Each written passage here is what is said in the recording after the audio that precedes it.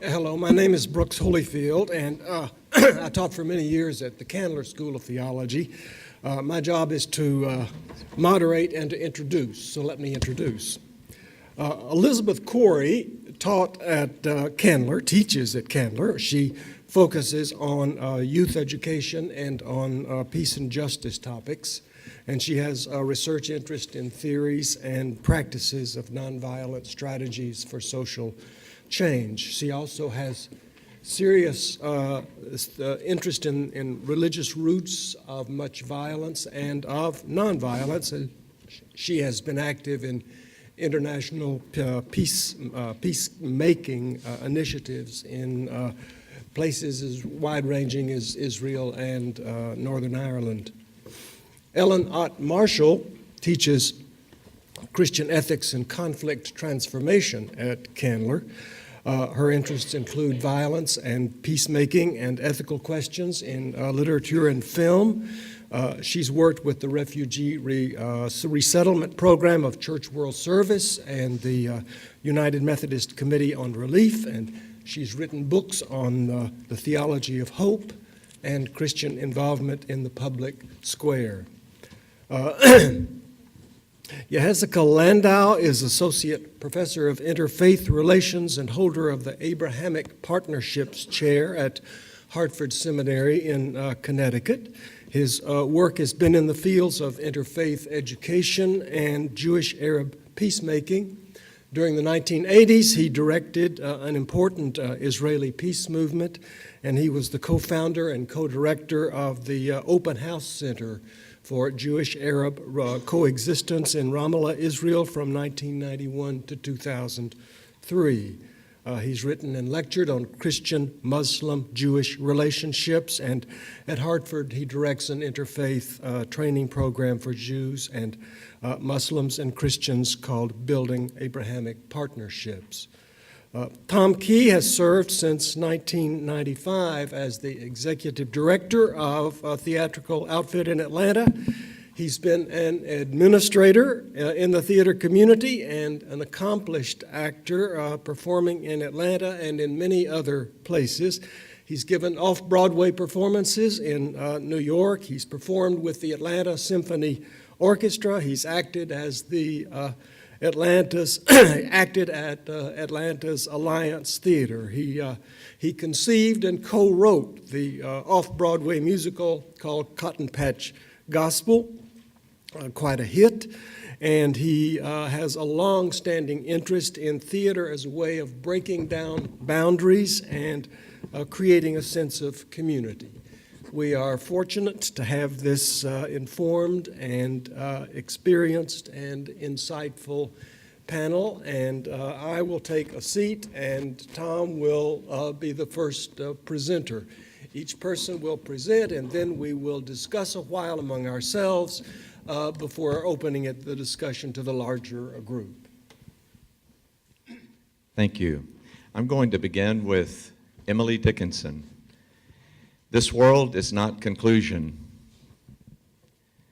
A species stands beyond, invisible as music, but positive as sound. It beckons and it baffles. Philosophy don't know.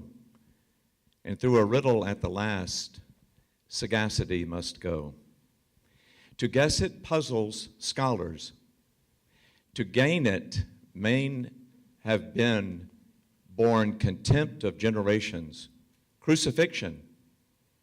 Shown, faith slips, laughs, rallies, blushes, should any see, plucks at a twig of evidence and asks, a vain the way, much gesture from the pulpit, strong hallelujahs roll, narcotics cannot still the tooth that nibbles at the soul.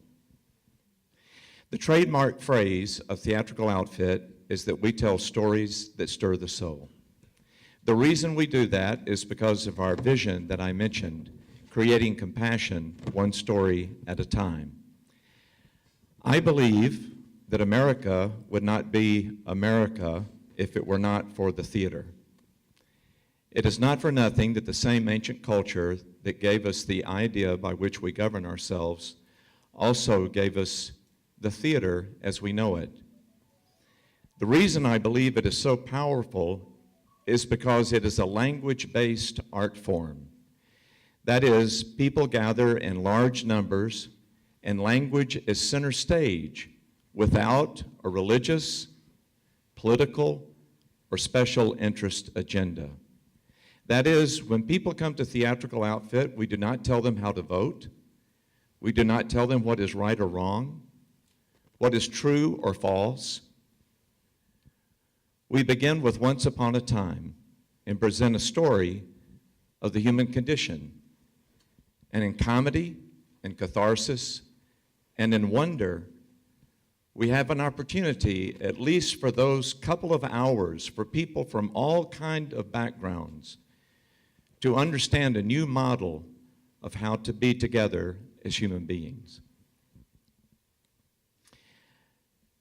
So, I would like to read for you how I connected this particular project of Silent Sky with our vision of creating compassion one story at a time. Jackie mentioned at the beginning of the afternoon that there's been a lot of synchronicity around this conference.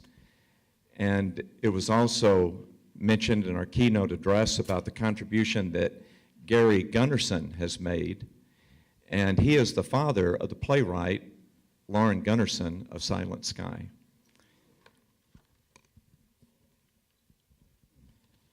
Words don't just say things, they do things. And when they are spoken words before an audience in the theater, their effect is greatly multiplied. The words that Lauren Gunnarsson has created for Silent Sky do something rare and significant for the audience. They create wonder. Is wonder important?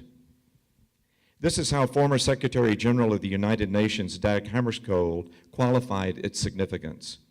Quote, "We die on the day when our lives cease to be illuminated by the steady radiance, renewed daily, of wonder, the source of which is beyond all reason." At the beginning of the 20th century, the understanding of the size of the universe was that it was no bigger than our galaxy. But Henrietta Leavitt wondered about the size of the sky and how light travels and what music has to do with the stars and pulsating light. And as a result, our understanding of the universe in which we exist was changed forever. What Gunnarsson's play allows us to glimpse is what it took for the world to embrace the fruits of Leavitt's curiosity. She overcame the unjust wages, personal disrespect, restrictive institutional policies that she faced as a woman of her time in order to fearlessly and faithfully pursue her research. There were female allies who supported her efforts. There were male scientists who recognized that her discovery proved their collective wisdom untrue. If we are more equipped to solve the critical and systemic problems of humanity to the degree that we understand the true nature of our ultimate environment, then such luminous understanding as Henrietta Leavitt gained for herself and for us all can be seen as a compassionate achievement. The Silent Sky is vast beyond imagining. Fear might interpret this to despair that we are insignificant. Compassion can interpret this as a joy that, male or female, we are all a part of an infinite whole.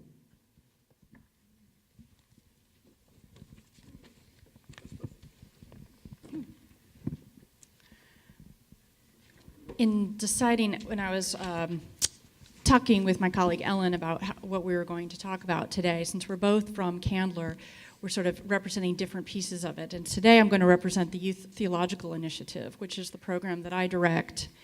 It's been around for 22 years, and I'm lucky to be the steward of a legacy of a program that understands that young people, if you invest in young people, you will reap many riches. The Youth Theological Initiative is a 3-week residential program. It brings young people within the broad Christian tradition from all around the world to come together to live in intentional community, which we build. It's very diverse, including across socioeconomic, theological, political, ethnic, cultural, gender, and sexual orientation perspectives. And then I hire staff and help them figure out how to cultivate a space that's safe enough and inclusive enough so that every single one of those young people can flourish and feel safe enough to explore questions. Our keynote today said the story of the mother recognizing that she wasn't too old to learn from her children. And this is the thing I learn every summer when I'm hanging out with teenagers, that you never get too old to learn from the young people. I had wanted to show a slide, which we really couldn't do for technical reasons, but I brought the original piece of paper, which maybe I can put up if anyone wants to look at it after this panel. But over the course of our 3 weeks in our program, what we do is we engage in serious theological reflection and critical thinking about our faith. We go out into the Atlanta community and learn about critical social justice issues, poverty, homelessness, racism, immigration, refugees, sex trafficking, police brutality, all of these things. And we reflect on these critically, we reflect on them theologically, we dig deep into our own faith traditions, the Bible, and the traditions of our faith, whether it's Episcopalian, Catholic, Pentecostal, agnostic, and Methodist, and everything in between. And we work together to come up with prophetic statements. One of the things we do during our last week of the program is we write what we call kairos documents. Kairos is the Greek word for time, and it's a particular use. It's used in the New Testament when Jesus says the kairos has come. And what he means by that is that a special moment in time where something has broken in and is requiring urgent response. And kairos documents come from the tradition of writing documents in which there's naming the signs of the times, that is, naming something that's going on right now that requires urgent action, engaging deeply in your tradition to reflect on it theologically, and then issuing a call to action. So we actually have our youth who are 17 and 18 years old, after they've learned about several different social justice issues, reach deep into their faith tradition and write these kairos documents. And they write several. We ask them to reflect on what is an issue that they're most passionate about. The document I brought was the one on interfaith dialogue, that they decided was a critical kairos issue that they wanted to reflect on.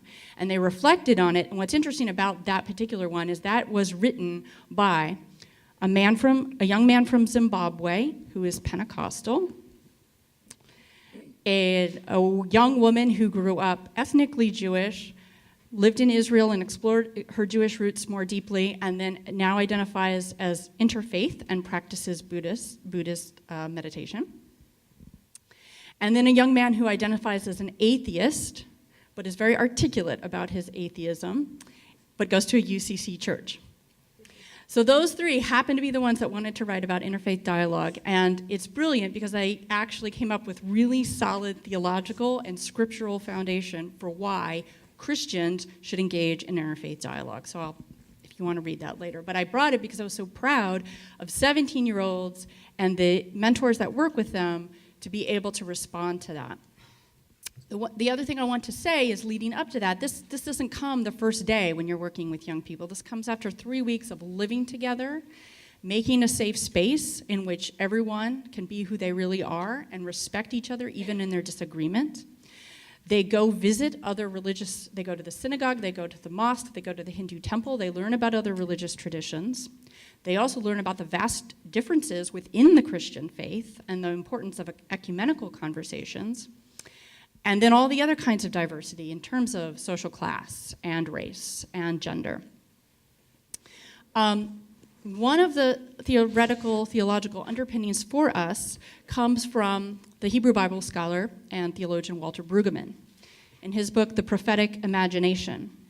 In that book, he talks about the prophet's prophetic imagination consists of two things, prophetic critique and prophetic energizing. Prophetic critique, its first core moment is compassion. It's the moment when you see injustice and feel its pain. Allow yourself to feel that pain of the injustice and grieve it.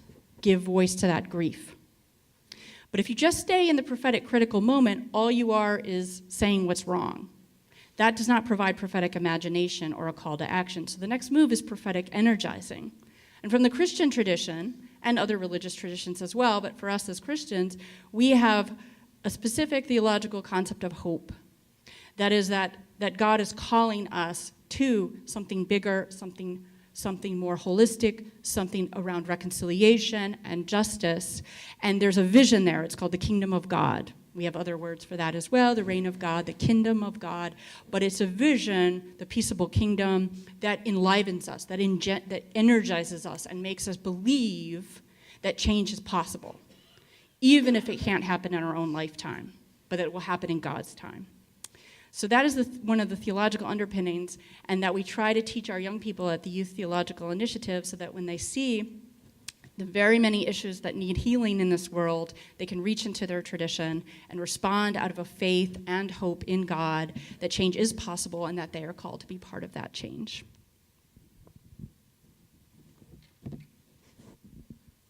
Shalom. Thank you for including me in this conversation and for getting me out of the New England icebox, which has taken a toll on my respiratory system. So I hope I can, in the Academy of Medicine and in a day devoted to public health, take care of myself as I'm sharing whatever I can bring forth. Many connections for me. In the third grade, I was a gung-ho astronomer and had my own little observatory in my house and loved the Hayden Planetarium. That was sacred space for me. And then I shifted from astronomy to biology, which was another scientific arena for exploring the mysteries of life. And then I decided, why don't you just go and study religion?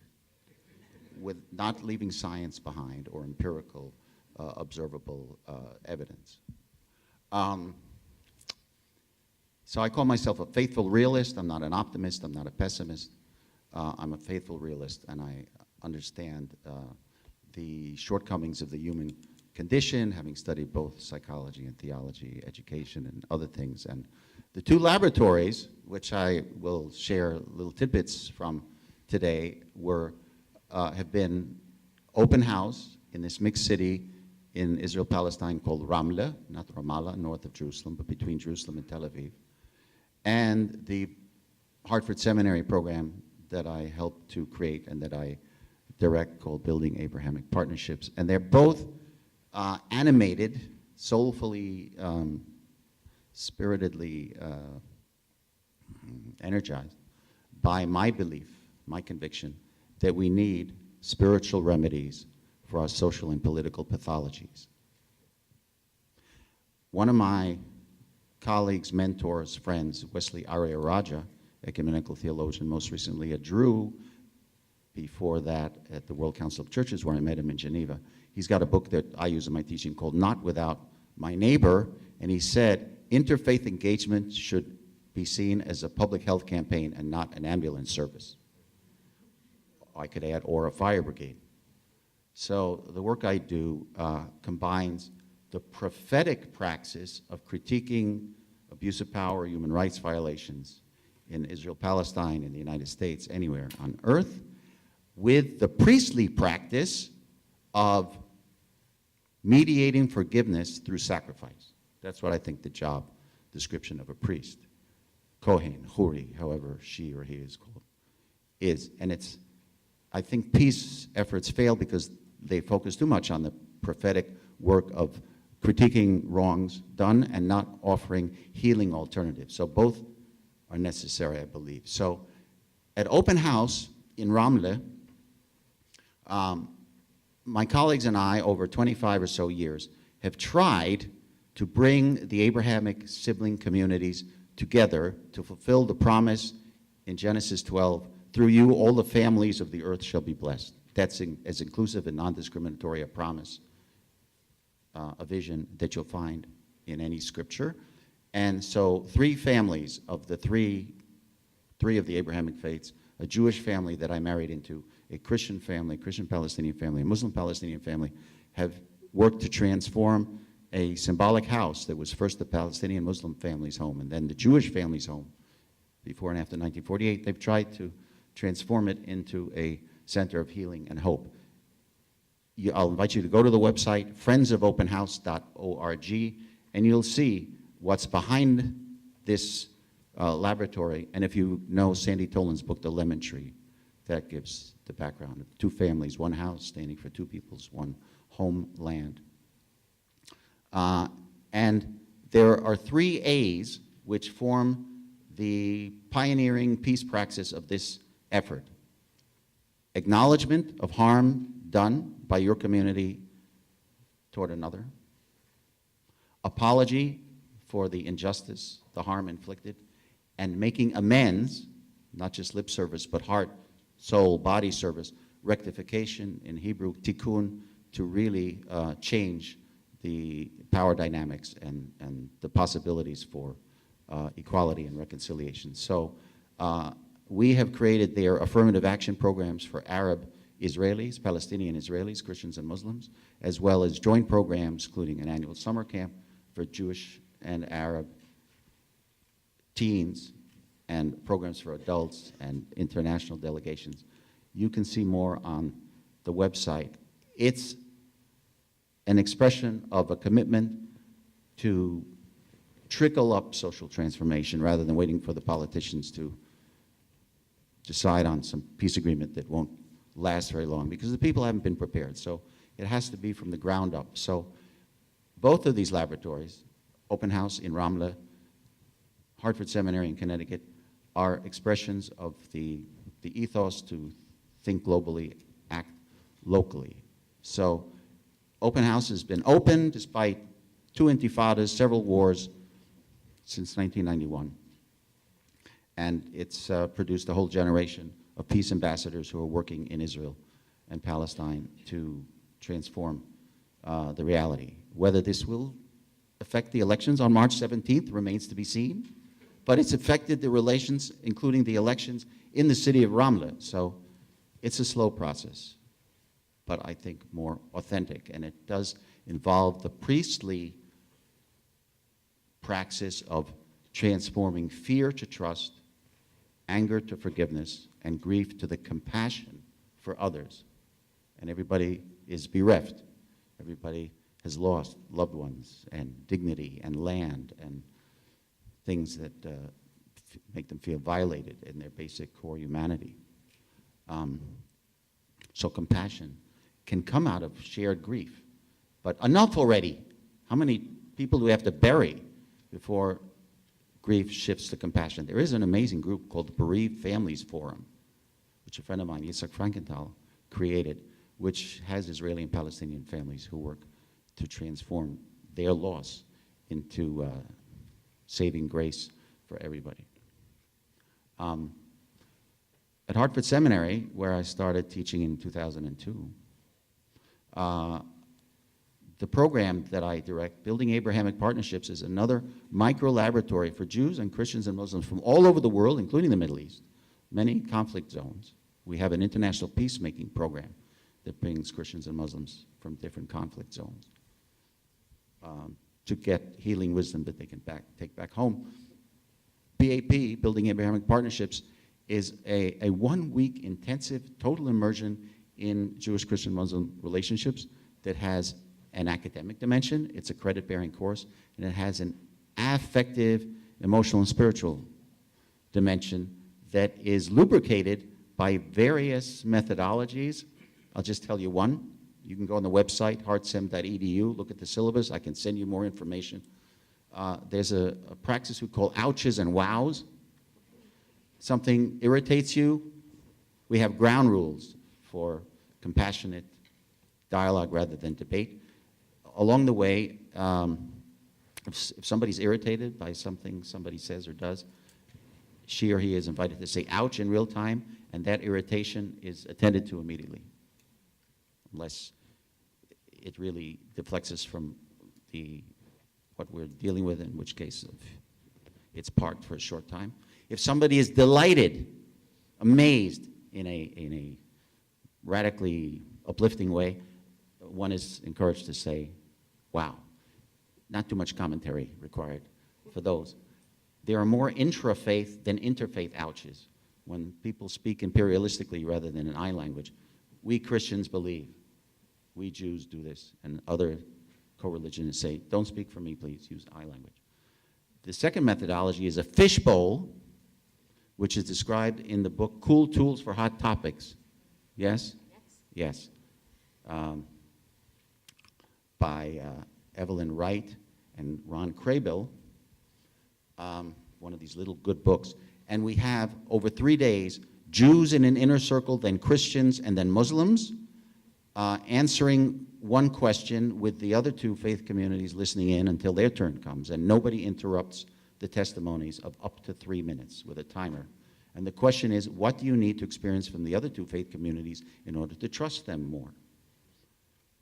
Amazing things. Get a lot of catharsis comes out, and that's the key, as we know from Greek theater, for transformation. So I have brochures I can share with you if you're interested in learning more. Last thing I want to say, what I've learned over a long time is that the Middle East needs a lot of help from the further east. One of my teachers, whom I helped bring to Israel, Palestine, some years ago, was Thich Nhat Hanh, Vietnamese Buddhist monk in Plum Village in France. Here's a piece of wisdom from Thich Nhat Hanh. To reconcile conflict, which I keep in my wallet for just such occasion. To reconcile conflict, what's in your wallet? Well, this is in mine. This is what I keep in my wallet. I don't know. It's spiritual currency. I don't know. It's not going to get me credit anyway, except maybe with you. To reconcile conflicting parties, we must have the ability to understand the suffering of both sides. If we take sides, it's impossible to do the work of reconciliation. And humans want to take sides. That's why the situation gets worse and worse. Are there people who are still available to both sides? They need not do much. They need do only one thing. Go to one side and tell all about the suffering endured by the other side, and go to the other side and tell all about the suffering endured by this side. That is our chance for peace. That can change the situation. But how many of us are able to do that?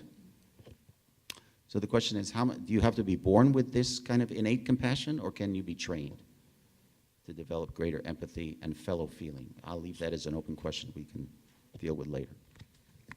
I have my own. That's good. So, wow is my first response. I thought, you gave me my opener with your wow. So my name is Ott Marshall, and I teach with Beth at Candler School of Theology. And one of the things that we've been working on there with increasing intensity is attention to justice, peace building, and conflict transformation. And a lot of the work that Yehezkel does at Hartford Seminary is familiar. We're doing some of the similar stuff in our classes at Candler. And what we're trying to do is two things. One is to equip religious leaders to engage conflict more constructively. And the second is to equip religious leaders to engage a world that's religiously diverse. And for both of those missions, compassion is essential. But it's hard to teach, right? So this question as a teacher, how do I teach compassion? I think a lot of what we do is to teach practices for fostering compassion, right? For fostering fellow feeling.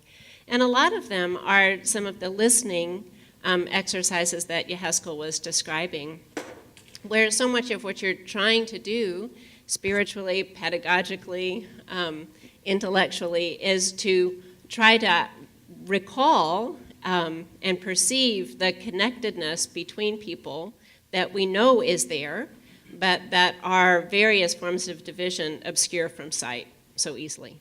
So whatever practices we can cultivate in an ongoing way that help us to perceive those connections become essential, I think, for the work that we're trying to do in terms of fostering certain patterns of religious leadership, but also just for being fully human, to perceive these connections and try to respond to them and live them out. So that's part of the connection between what we're doing and how I understand the work of compassion being also a pedagogical practice in the classroom. But the other thing I want to say is that this has been such a delightful last hour. We had no idea how this was going to unfold, and you all are wonderful, but we've been joking about we're on a panel trying to integrate and respond to something we haven't yet seen. So this is really lovely. But one of the things that was so exciting for me is that my dad was a religion professor, my mom was a biology professor, and so I grew up in a house where religion and science were married. Literally, right? And so we had a very open spirit to the interaction between different sources of knowledge. And I've realized as I've tried to grapple with some of the questions in my teaching about working across divisions, that one of the central dispositions that is, I think, as essential and in so many ways connected with compassion is humility. And it came up in Dr. Fagie's lecture right from the start. So what I want to offer into the mix is some thoughts about what theological humility means. And I've used that in a pretty specific way, and so I'm actually going to try to, in this clumsy way, read some text here to say what I mean about theological humility.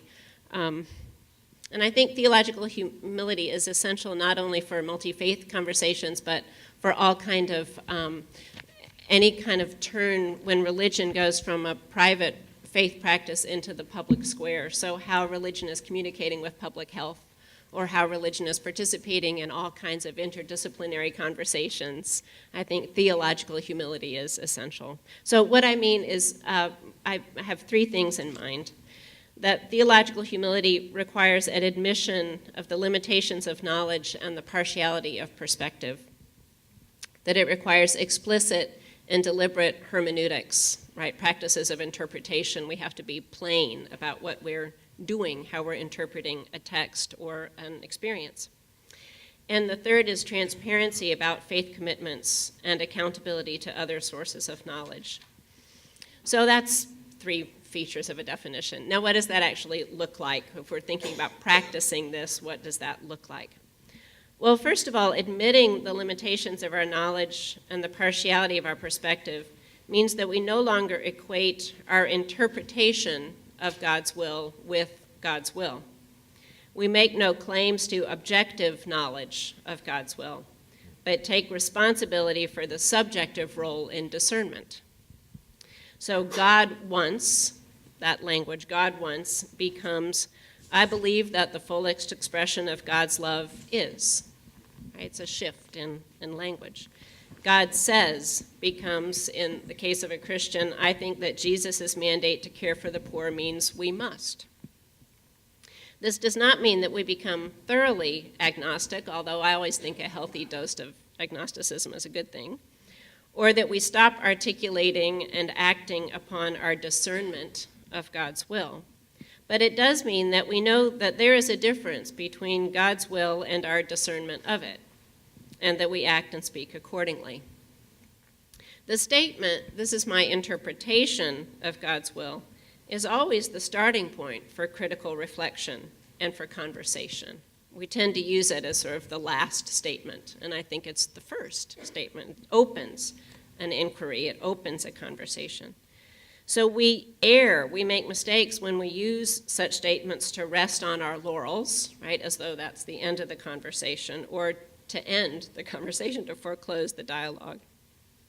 Admitting the role of subjectivity in discernment, that is, admitting that we do not access God's will in the same way that we look up a telephone number, means that we also have a greater responsibility to interpret well. Hermeneutics, the act of interpretation, draws our attention to the lenses through which we see the world. My theology teacher in graduate school once explained the process to me this way. She said, "I'm admiring a landscape when I realize that I'm looking through the window.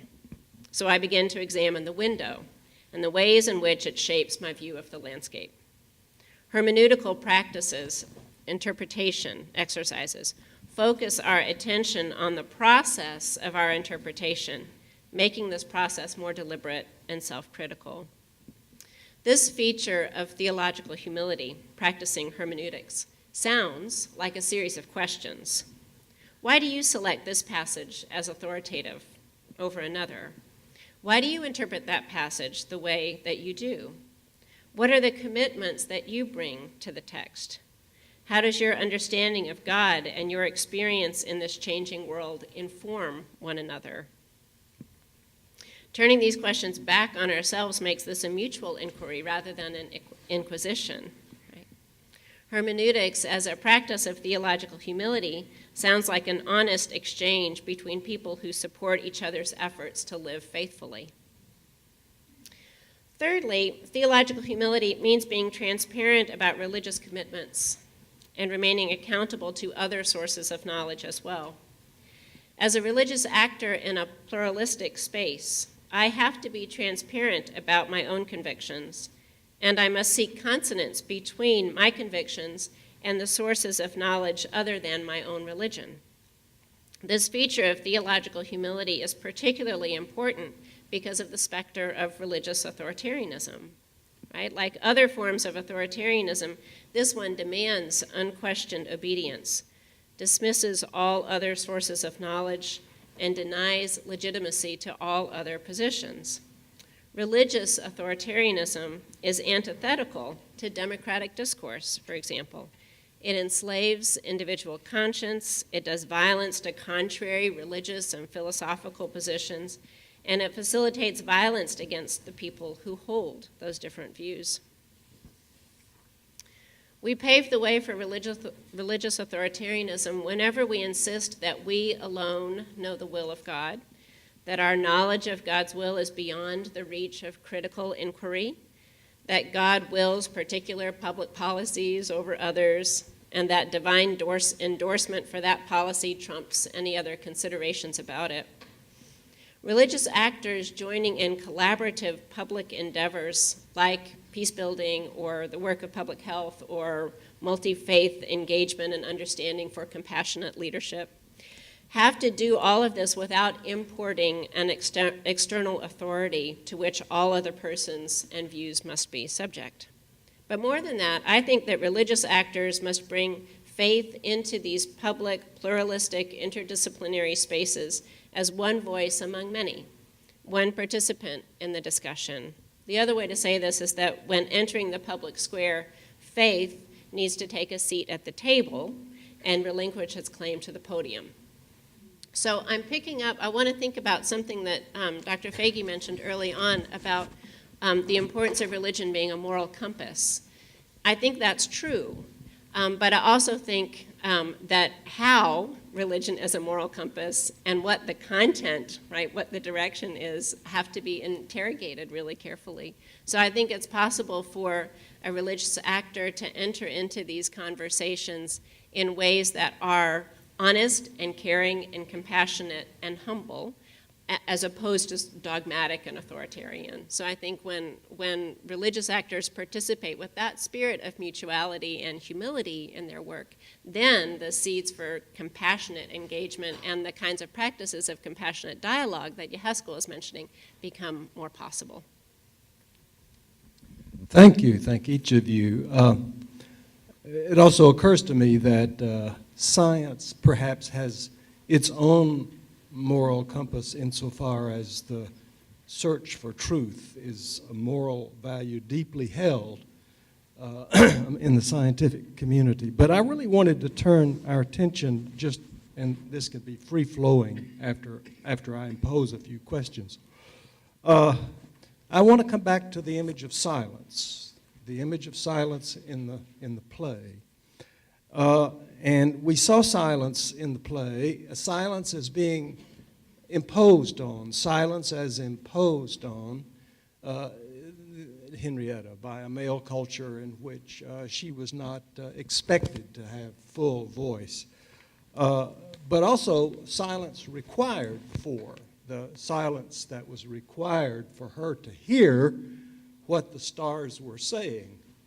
Was a difficult kind of silence. So what I'd like to do, I'd like to ask Tom if he would talk for just a few moments about silence in the play, and then I'd like to ask a specific question of the rest of you to give me some concrete examples, and of course you have already done this, but to highlight specific examples of the way in which you have taught people to be sufficiently silent to hear, to listen to another, and the way in which that kind of silence has enhanced or nourished the kind of work you've tried to do.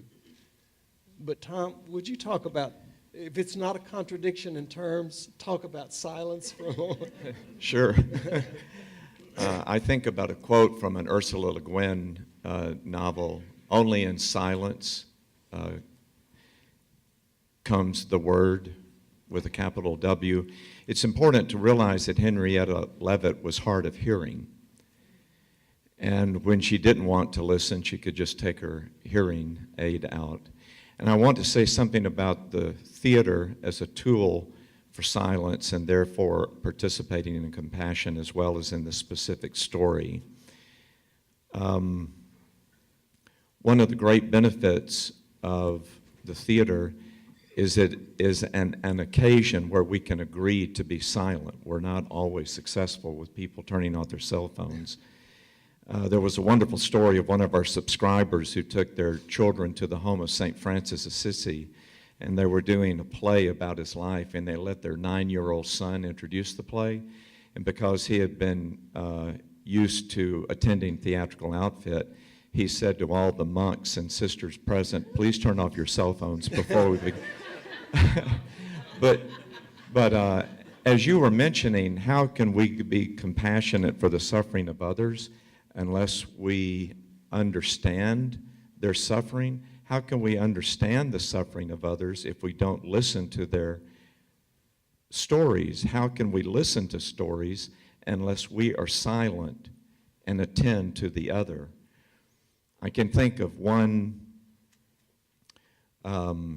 play that we did called Brownie Points by local playwright Janice Schaefer, about 5 women who take 14 of their first grade girls on an overnight camp out.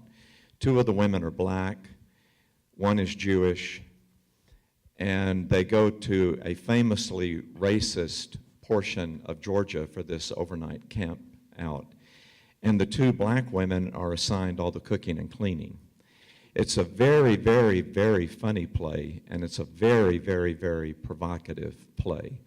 And we had a discussion after every single production, and I thought, where is there a better discussion going on about race right now than in this theater? Because we can't hide behind that part of our story that we think the other doesn't know, because we've all agreed with our attention and our laughter that this story is true, and this is where we are. And if we're going to solve the problems of where we are, we have to agree on it's not where we would like it to be, but it exists. So there's a beautiful parallel too. I think that part of Henrietta's patience, and she had to ask for her father's dowry in order to fund her going to Harvard and working on these wages. I think that part of her capacity to have the patience that after years and years and years resulted in her discovery that her lack of hearing created the inner space in which the word with a capital W could become present, of the other in the universe and how connected we are to a vast reality. Thank you. Okay, so if you work with teenagers, you don't have a lot of silence. But I do think that it was very helpful, Brooks, the way you talked about silence in 2 different ways. The silencing, the detriment of silencing, and then the benefit of silence. And one of the things I did resonate for me with what we saw in the scenes of the play was, of course, the way in which the patriarchal context silenced the women so that you couldn't, and then that blinded them from more knowledge and truth, right? And I'm of the opinion that we as a society silence young people and in many ways, and depending on where they are socioeconomically and racially and culturally, sometimes we shoot them dead in the street. And we silence them in all kinds of ways. We silence them by making them feel that their entire self-worth is based on their test scores. We make them feel that their entire self-worth is based on how thin they are and how much they can produce for us. And we silence them by putting them in jails. And so what we do at YTI is we really try to engage in some conflict transformation in the midst of a larger culture that's engaged in a war on kids. And so what I do is I try to teach my staff to create the healthy kind of silence. That is, as an adult, choosing not to be the expert in the room, choosing not to answer every question. So the typical youth minister or pastor is often expected to answer all the questions that a young person has about faith, right? And one of the reasons why a lot of adults don't want to be involved in youth ministry is because they're afraid they don't have the right answers. And they don't want to work with kids because they actually have really tough answers, or tough questions, right? I mean, much like Dr. Fagie's discussion with his mother, I mean, asking the logical questions that come from different theological doctrines, and then we realize that we don't have it all sewn up and we can't give the right answer, right? And our pedagogy at YTI is, don't worry about it. You don't need to have the right answer. What you want is to make space for questions. And if a young person asks you a question, say, that's really interesting. What do you think about that? And then when they have a chance to actually try to answer it for themselves, then perhaps pose 5 more productive and evocative questions that get them thinking deeper about where those questions lead. So we don't have a lot of active silence at YTI or working with youth, but we try to pay attention to the fact that young people are normally silenced and to create a space for their voice by silencing ourselves for the greater good as adults. We do a few other practical techniques, which is, as an intentional community, we agree to not have too many electronics around. So we do silence our cell phones and don't have television and don't have video games, and we play card games and do puzzles and play ultimate frisbee, and that allows for actual conversation that's not mediated by digital forms, and that creates a new way of thinking about how to silence some of the distractions that keep us from building community. So that's kind of how silence works with us. A lot of thoughts swimming inside me, so I'll try to maybe focus on 2. One is the political question of parity, equality, liberating inclusiveness across gender, race, religious lines, age, whatever, class. I think that proactive intentionality is very important in our Building Abrahamic Partnerships context. We try to have parity across the 3 traditions. We try to have gender balance. We do have gender balance across the teaching staff in the 3 traditions, and try to the extent that we can recruit people rather than first come, first serve. You pay your tuition, you're in, to have different, a wide representation of voices and perspectives present.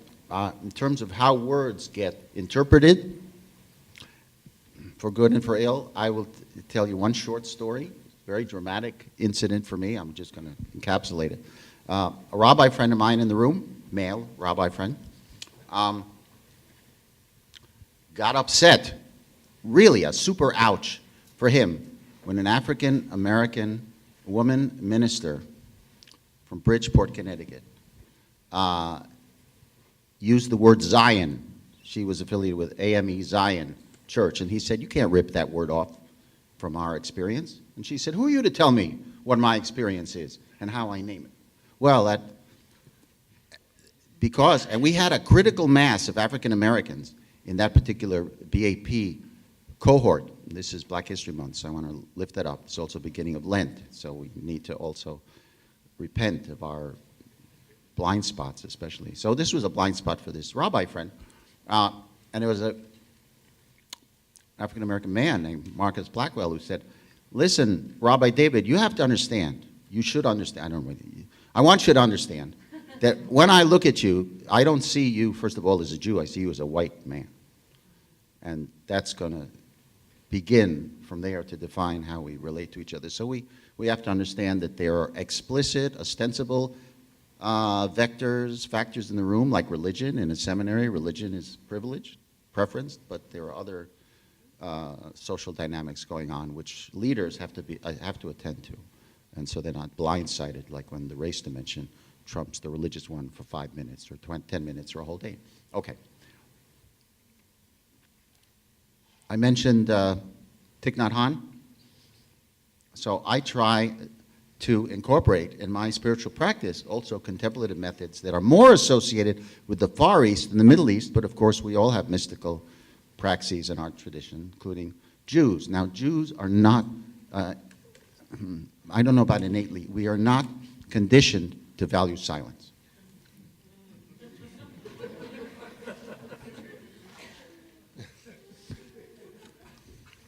Very verbal people.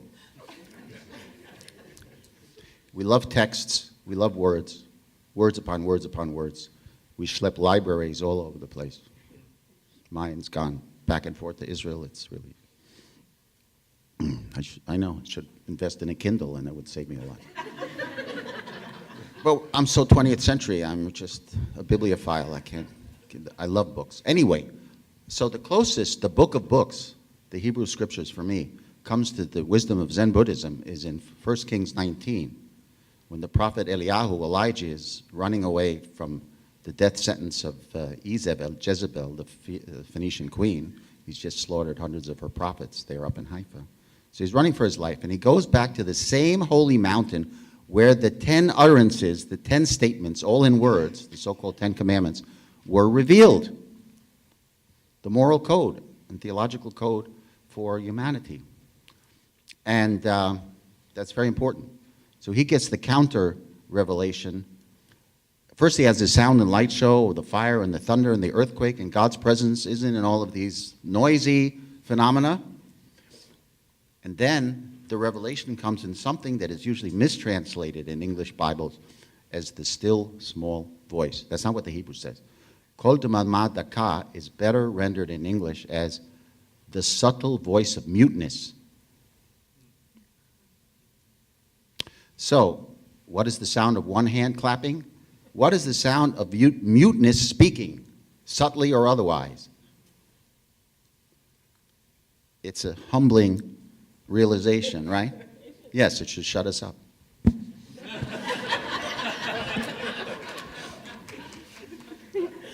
All right, well, let me pick up with, do I have time to, am I okay? Sure. Okay. Can I pick up with Thich Nhat Hanh? I'm so glad you brought him and carry him in your wallet. So one of the ways that we practice silence in classes and just generally is through forms of compassion meditation. And Thich Nhat Hanh is such a wonderful exemplar of that. Different forms of imagining, well, let me start in a different place, which is that I think it's easier to practice compassion for people who are suffering or poor or struggling.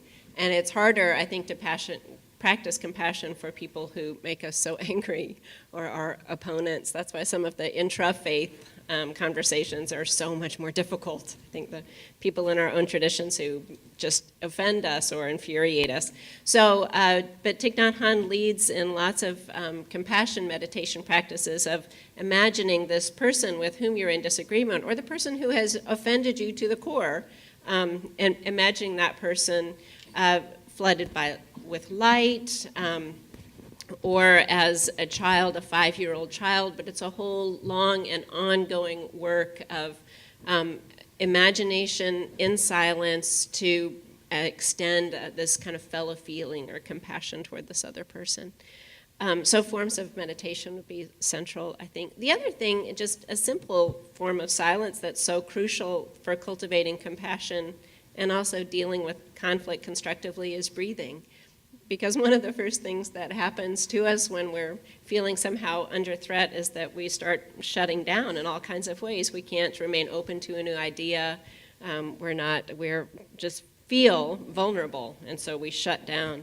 So just the experience of opening your chest and breathing deeply in silence is, I think, a central aspect. Although if you're breathing properly, it's not silent. So you make noise when you're breathing well. But the other thing is, in a different vein, is to think about forms of listening as silencing the voices in your head that are going to judgment, or the sort of a pattern of listening where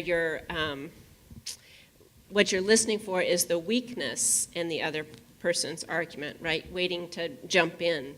And so a practice of a silencing practice is silencing that, the voice of judgment. And instead, what you're listening for is the other person's strongest argument, right? The place that you hadn't considered before. So I think that's an important aspect of silencing voices of judgment. And that leads to my next thing, which is that the other part of my life is teaching Christian ethics, which always gives people the willies because they think I'm talking about Christian morals, which I'm not. So when we teach Christian ethics, it's investigating the why of things, right? Why do people who share this tradition come to such different decisions about things, right? It's the investigating the morality that seems to be operating. But one of the most important things that I think we do in those classes is to really encourage students and all of us to practice a kind of moral pause. So instead of moving so quickly to judgment of a person or a situation, we exercise a moral pause to reflect, to gather some more information, to listen to a different point of view. So that'd be another practice of silence, I think, that I'd underscore, the moral pause. Thank you. We have about 5 minutes, so we have time for one or two questions if they're... Larry? Yeah, I would like to ask Professor Landau to talk a little bit more about the details behind the open house situation. I found it absolutely fascinating on your website, and it seems to me it raises almost all the major issues that we face in this type of situation. It's very different. How did you pull it together? What was your wife's? She didn't know about the house having been confiscated, I gather, and so forth. All that.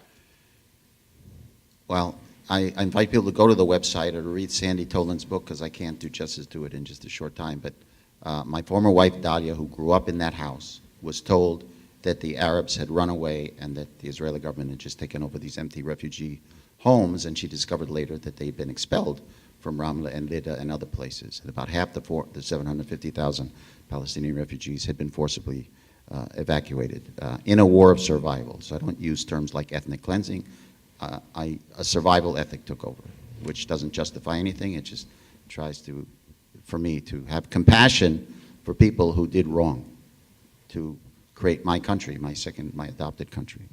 And so we have to do, it's never too late to make amends and do tikkun. And in Jewish mysticism, you can rectify things even retroactively. So it's a Jubilee ethic. This is also part of the economic requirement. Every 50 years, the imbalances get rectified in the economy, so we don't have haves and have-nots. We don't have poverty at such an everlasting, generation to generation, a curse, a blight on humanity.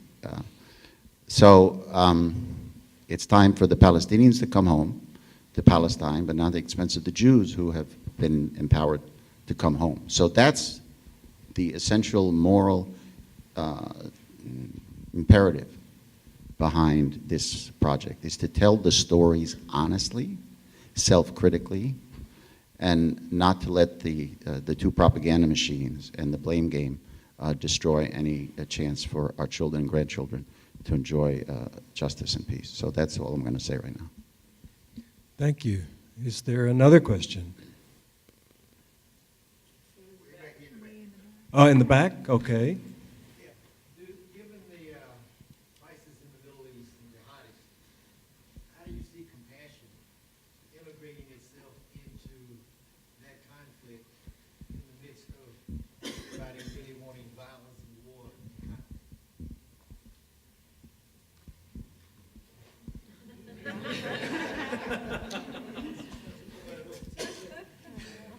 Short answer is empower the compassionate teachers and role models to teach true Islam or Judaism or Christianity. So you don't have Jewish settlers with a manifest destiny, pseudo-messianic vision. I call it territorialatry. It's idolatry of land. That has to be countered. There are subtle and not too subtle Christian crusaders, sometimes allied with Jewish apocalypticists.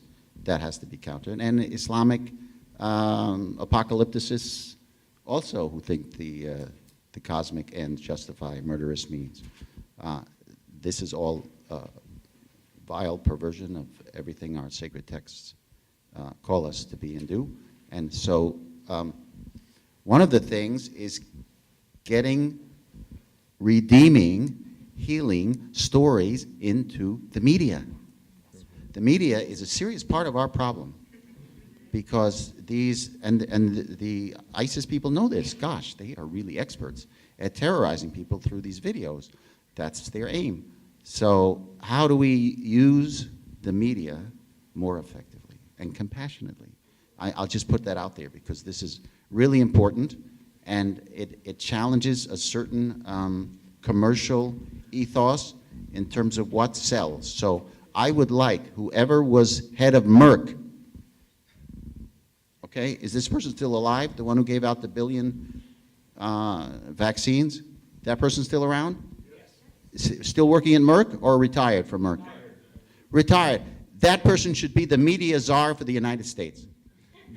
Okay, Obama and companies should empower him or her to oversee all the media so that the media don't have a bottom line mentality in terms of what sells and ratings and all that. What heals should dictate what, because our imaginations and our spirits are corrupted. They are polluted on an hourly basis, if not on a minute-by-minute basis, and our hope goes away, and we're just paralyzed. And this is, it's a key leverage point for the transformation of our consciousness and our society. And how we do that, let's bring hearts and mind, heartstorm, brainstorm, and find out how to do that, because I think the media is a key factor in this whole challenge. That's a wonderful way to end an invigorating discussion. I have to thank the panelists and thank particularly the actors and directors who brought us this wonderful excerpt. Thank you.